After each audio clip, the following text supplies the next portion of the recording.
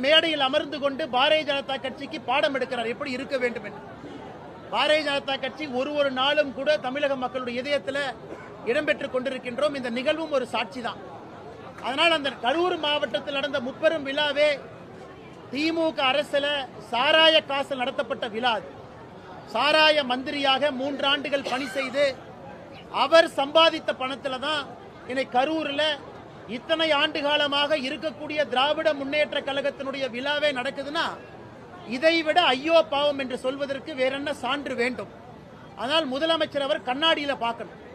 எப்படிப்பட்ட ஊழல்வாதிகளை கட்சியில வச்சுக்கிட்டு, எப்படி சம்பாதிச்ச பணத்தை எல்லாம் வச்சுக்கிட்டு அதுல ஒரு விழா நடத்துறாரு. அந்த மேடையில் ஏதோ ஒரு பெரிய சாதனையை செய்தது போல எங்களுக்கு அறிவுரை வழங்குறார்.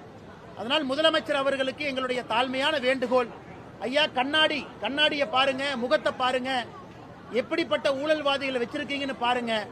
அதன் பிறகு பாரதிய ஜனதா கட்சிக்கு அறிவுரை கொடுங்க.